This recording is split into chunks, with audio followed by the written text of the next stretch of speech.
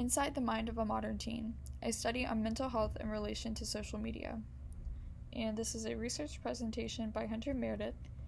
And these two images at the bottom just kind of visually represent the oppression from the social media platforms on a modern teen's mentality. Background. Since the late 1990s, the invention of social media has taken the world by storm. Sparked by the invention of the internet and computers, social media strives to perform mass communication in the simplest way possible. While there are numerous benefits to the instant sharing program, the technology also comes with a surplus of consequences as well. Ever since social media was created, users were able to cyberbully others from the comfort and security of their own homes. This action has led to the decrease of mental health in teens all around the world, some even committing suicide due to their depressive state. Tina Meyer, a 13-year-old who committed suicide due to cyberbullying over the social media platform MySpace, was one of the first suicide victims inflicted by cyberbullying. Suicidal rates have doubled since 2008, and social media and cyberbullying is believed to be the main cause. It is also known that 18% of all students have self-harmed due to online harassment. These statistics of mental illnesses, such as depression and forms of anxiety within teens, has risen to approximately 66% with the increasing use of social media. With these growing statistics, how are teens able to stay mentally stable in this online era? And this is just a timeline of the history of social media. It just documents basically the creation of certain apps and the buys of different companies.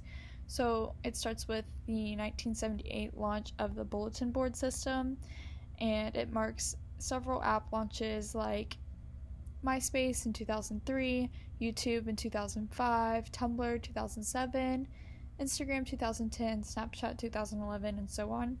And then, of course, it documents the other social media companies buying out companies. So in 2012, Facebook buys Instagram and Twitter buys Vine, and this just leads to either greater power for the social media companies or the eventual depletion of the apps that are bought.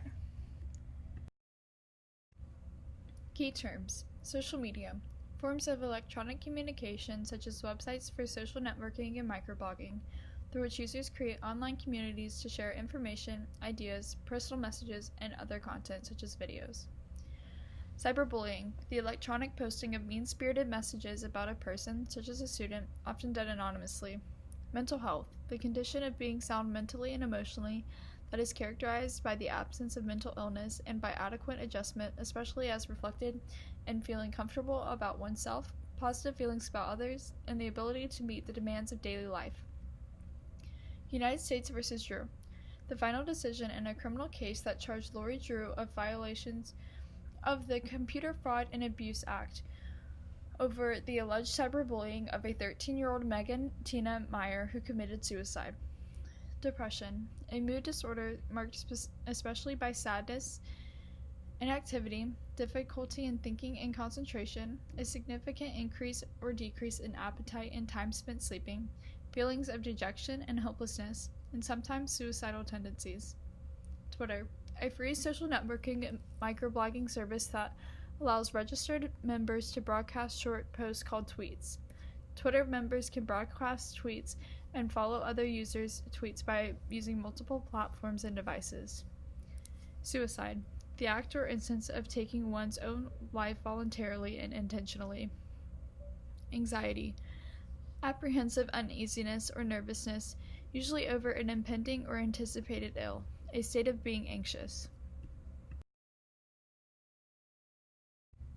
This chart depicts the effects of social media on the human mind and body. So it looks at 4 social media apps: Instagram, Snapchat, Facebook, and Twitter, and it just looks at the either negative or positive effects on the mind and body. So for example, you can see that all 4 apps have a very strong negative effect on sleep, the fear of missing out, there's bullying, body image, and then it kind of lessens up with anxiety, depression, and loneliness. But then it has a strong positive effect when it comes to self-expression, self-identity, emotional support, and so on. Proposed solutions.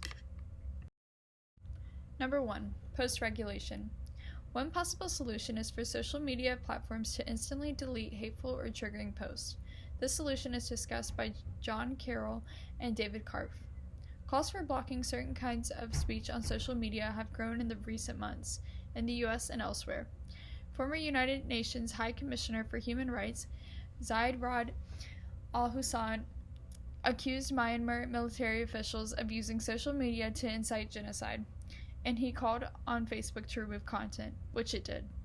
They described how certain social media platforms eventually take down hateful posts, but only after told to do so. If platforms simply did not allow people to post such things, cyberbullying would not exist.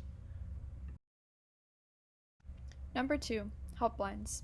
Another possible solution is for platforms to provide easy access to help hotlines.